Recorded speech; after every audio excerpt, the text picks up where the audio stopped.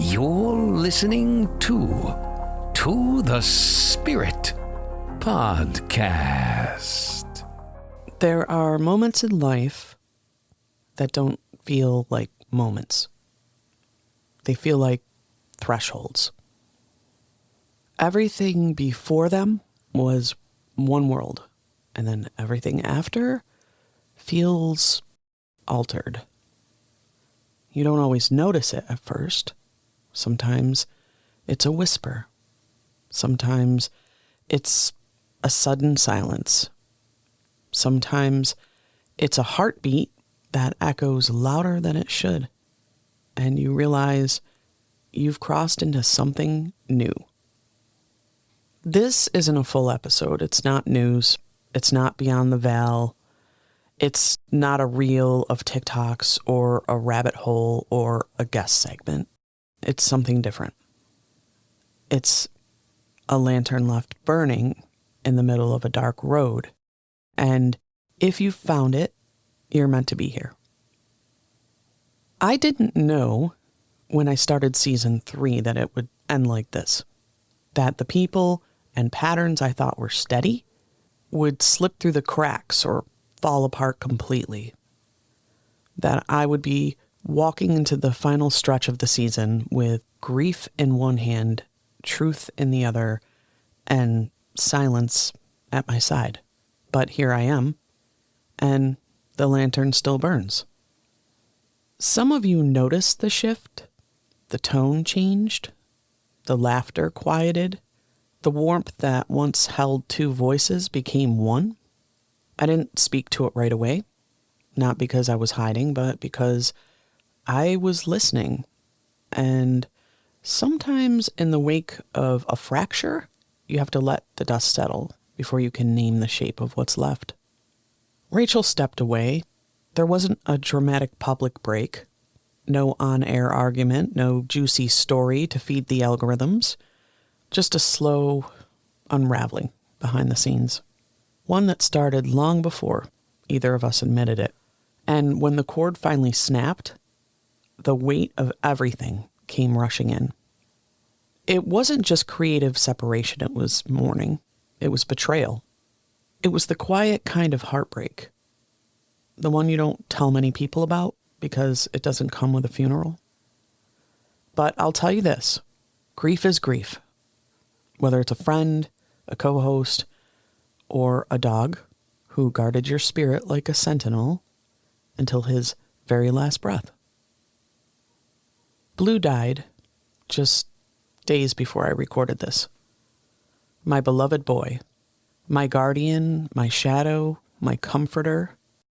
He walked me through the darkest nights of my life, and when it was time, I walked him to the threshold. He trotted to me at the vet with the catheter in his arm, looking up like he was ready to go home. And in a way he did. We've been replacing carpets where he bled, moving furniture around to fill the shape of his absence. I've been trying to edit episodes between tears and numb spells, just trying to keep my hands busy while my heart catches up. It's not just sadness, it's the sacred exhaustion that comes when a guardian passes the torch back to you. Blue held part of my light, and now that part is mine again, whether I feel ready for it or not. When two losses arrive side by side, you start questioning everything. Not just what happened, but what's left. What you're still holding. What you're still meant to do. I've asked myself quietly more than once, what am I without her? What am I without him? And the answer came like a slow burning ember. You are what remains when the performance ends.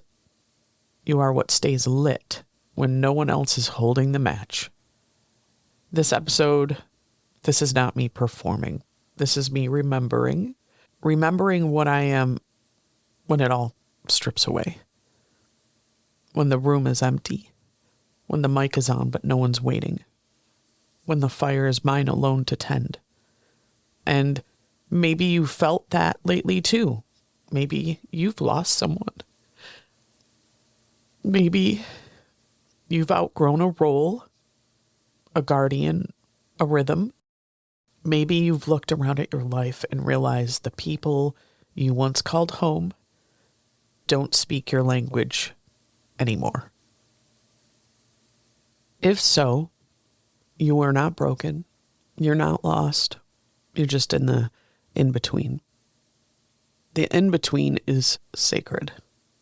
It doesn't feel like it at first. It feels like grief, like disorientation, like silence that won't answer back. But it's holy ground. It's the void where false things fall away, where masks slip, contracts dissolve, and only what's true can cross over with you. There is a collective unraveling happening, not just to me, but to many of you listening.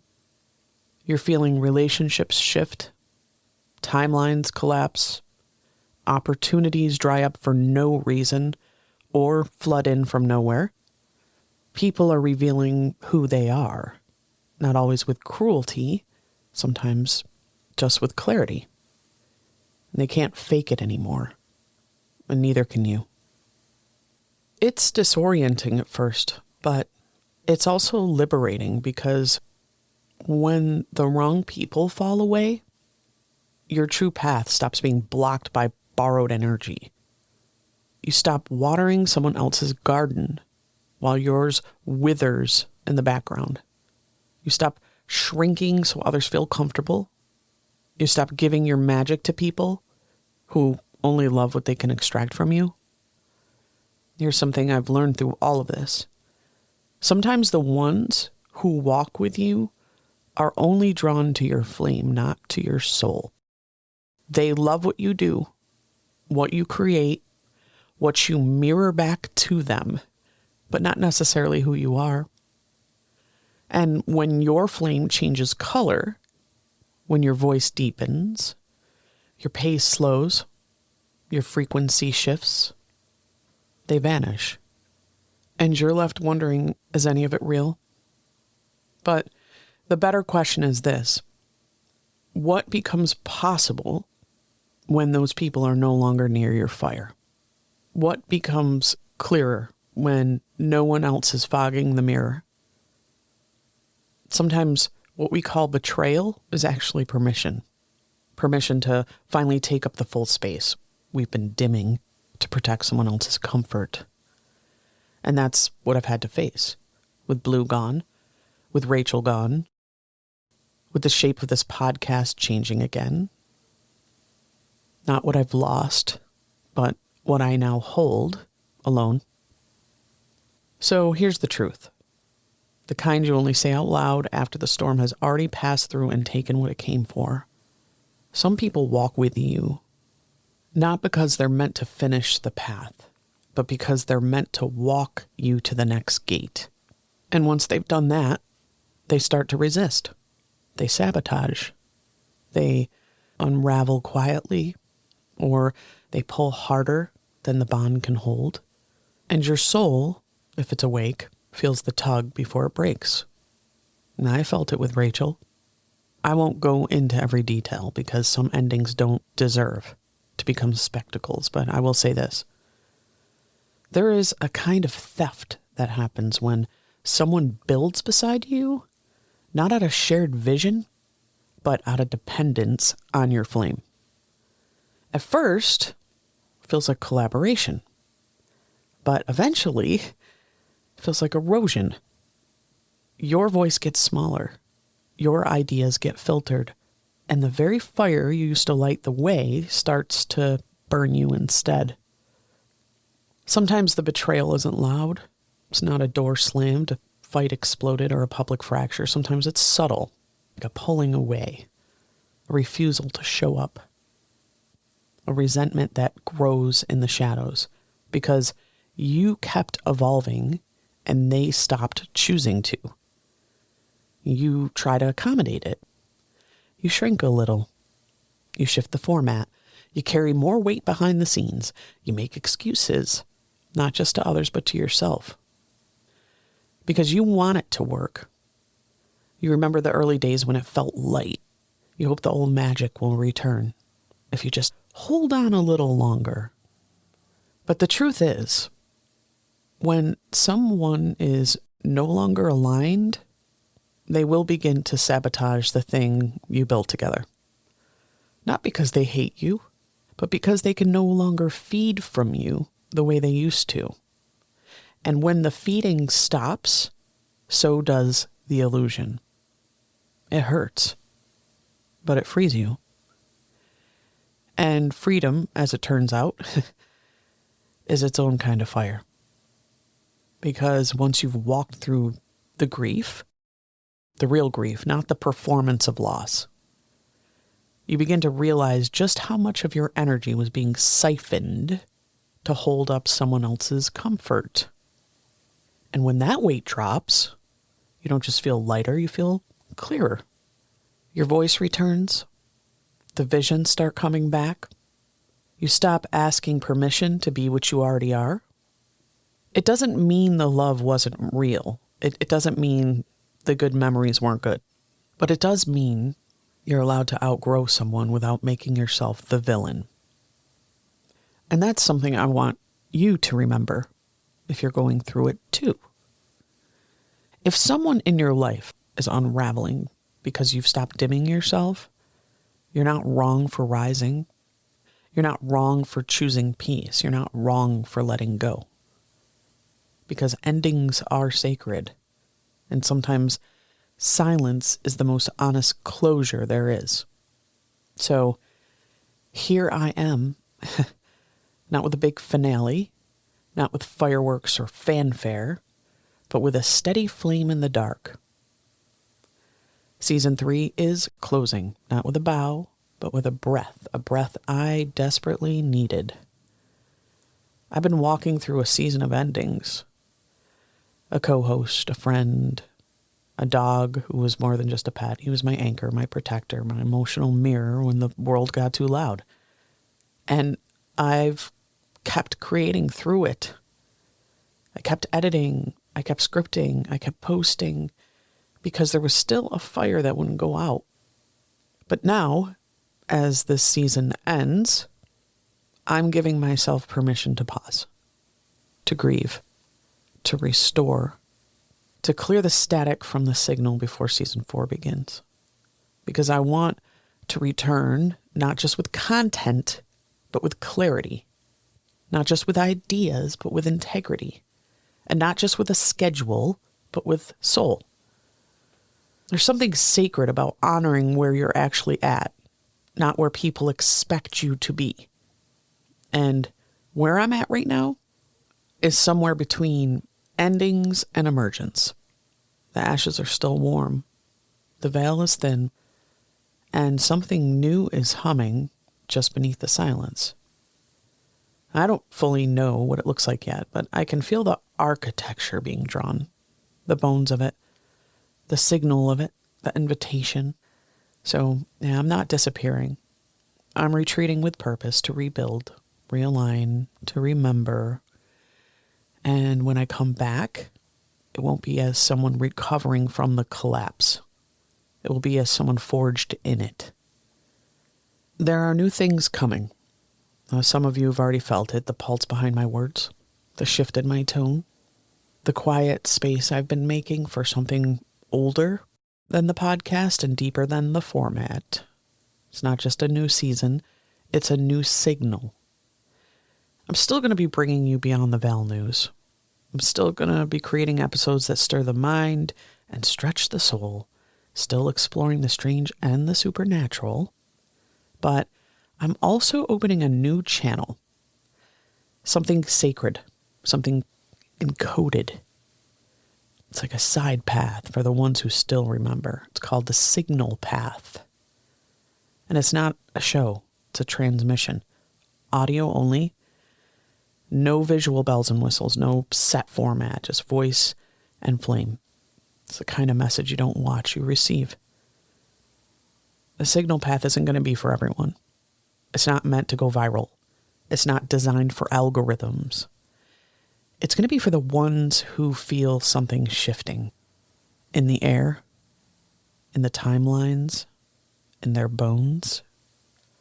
It's for the ones who don't need hype to hear truth, who don't need spectacle to recognize a summons. Now, these transmissions will be quiet, intimate, prophetic, for the ones attuned to frequency, for the ones who've lost the map but still trust the stars, for the ones walking barefoot across the burning bridge because they know what's on the other side is worth it. This is what's coming. This is what's waking. And to create space for it, I have to let go of what no longer fits, of who I was when I started this season, of what I thought I needed, of who I thought would be beside me. That's the real medicine of this moment. The willingness to shed what no longer serves, even if it once saved you. This podcast saved me more than once. The connection, the creativity, the catharsis, even the banter, even the awkward moments, even the haunted ones, and there were plenty of those. But every creation eventually reaches a point where it asks, are you still carrying me or am I carrying you? And when the answer changes, you have a choice. Rebuild or repeat. I'm choosing to rebuild, not from bitterness, but from truth. I've outgrown the version of this show that required me to bend to someone else's comfort.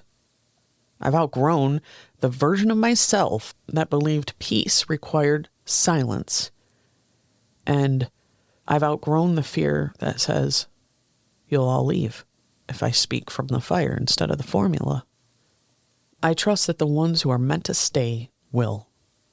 Not because I perform, not because I entertain, but because I speak something that resonates deep beneath the noise.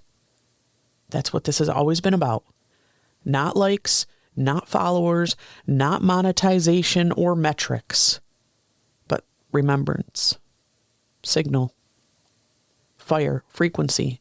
And if you're still here, still listening, you're a part of that. You always have been. And I'm so grateful you stayed. There's something else I want to say. And I want to say it plainly, without metaphor, without a veil.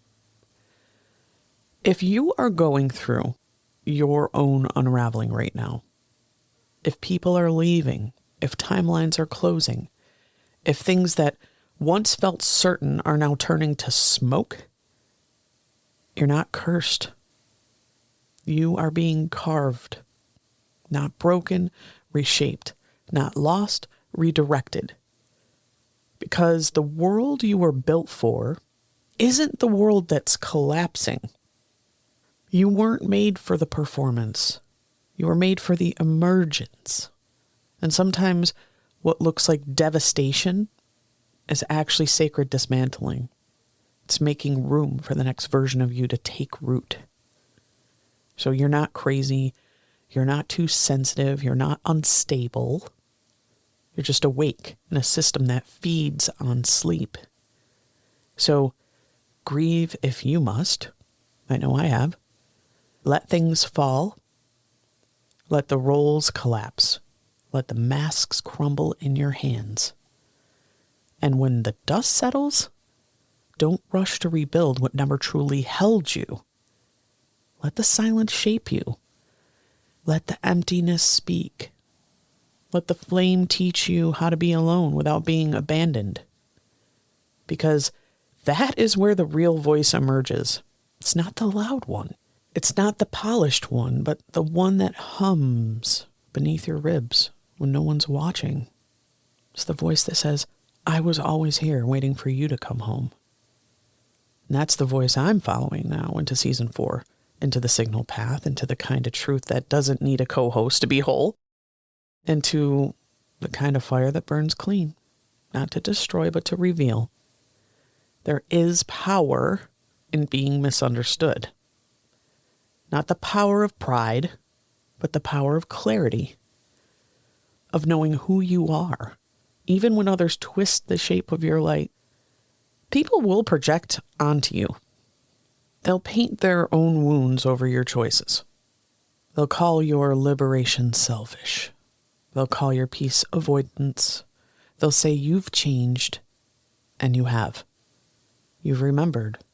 And that remembering will cost you everything false.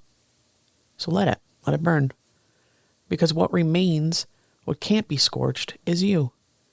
This isn't just a podcast shift. This is a soul shift. A deep chord change in the song I've always carried. One that needed solitude to finally sound. The signal path is coming. A new voice, a new flame. Raw. Stripped back. Unmasked. Not because I planned it this way, but because life cleared the path. And now I'm walking it barefoot. No script. No co-host. Just me, the mic, and the message. Because someone out there still needs to hear it. Someone is standing at their own edge right now, wondering if they can keep going. Wondering if they're crazy for still believing. Still watching the sky. Still following the signs. Still waiting for the veil to part. You are not crazy. You're called. You're not broken. You're bridging. And the bridge is almost complete. There's a reason I called this episode The Lantern Still Burns, because it does. Even when things fall apart. Even when friends walk away.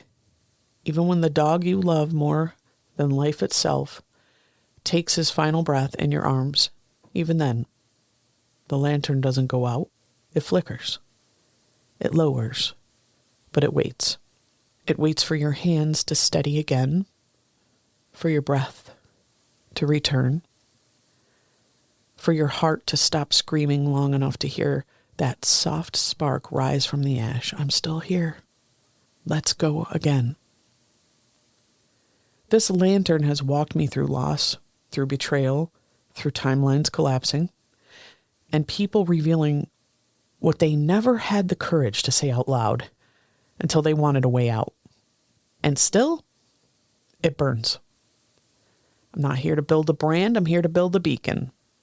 A signal for those who remember what the world tried to make them forget. That they are sacred. That they are sovereign. That they are still on path, even when the path disappears beneath their feet.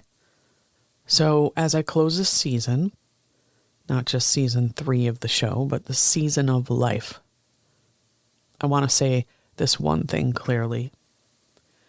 Thank you. Thank you to every listener who stayed when it got quiet, who didn't need the bells and whistles or the banter to know the truth was still in the flame. Thank you to those who sent messages, that left comments, shared episodes, cried with me, stood guard with me, and held the line when I couldn't. I see you. And I'm not stopping. I'm not folding. I'm not handing the mic over to fear. I've got stories to tell, mysteries to unpack, and transmissions that still ache to be spoken before the grid goes down and the archive is sealed. So, light your own lantern, mark your calendar for season 4, and if no one's told you today, you are not too late, you are not too strange, you are not too sensitive, too spiritual, too skeptical, too much. You are right on time. Somewhere in the fog between the worlds, a gate just opened. Not everyone will hear it. Not everyone will walk through. But you heard the bell. You felt the chill on the back of your neck when the veil grew thin. You saw the truth behind their masks. You kept watch when others fell asleep again. You didn't just survive the season, you witnessed it. You remembered who you are.